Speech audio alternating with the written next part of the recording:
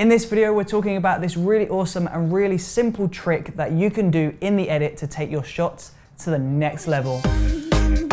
So let's say you're filming a music video. You're shooting a music video for an artist and you're gonna capture a wide shot. Now you've decided to put the camera onto a glide cam or a gimbal, and you're gonna do some very subtle push ins and push outs. Now this looks good, it does look fine, but we can take this to the next level in the edit. So let's take that shot that we've just captured and we'll drop this into our edit. So the camera pushes forward and it looks nice and fine.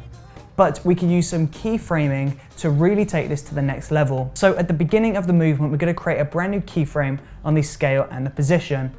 Now we'll scroll towards the very end of the movement and we'll increase the scale, and then we'll adjust the position just to make sure that the subject is within the shot. Now, when we watch this back, all of a sudden that normal, very subtle push in has turned into this really awesome and really fast push in. This looks really awesome and it's really taken that shot to the next level. Now, if you plan on doing this effect on your footage, then it's really important to know that if you do this effect, if you zoom in, increase the scale on a 1080p video in a 1080p composition, then you will lose some video quality. Increasing the scale up to around 150 or even 200% will severely affect the quality of your video. So it's really important, if you plan on doing this, then you want to shoot in a higher frame size. So shoot in 2.7K or even 4K, or even higher if you really want to add loads of motion in, and edit this 4K footage in a 1080p composition.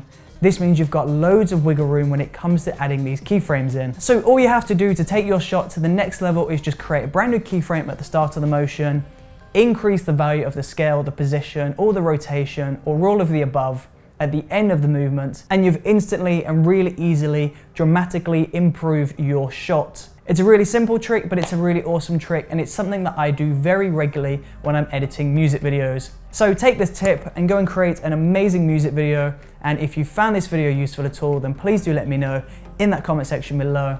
Don't forget to subscribe, check out the previous video, and I will see you tomorrow for another brand new video.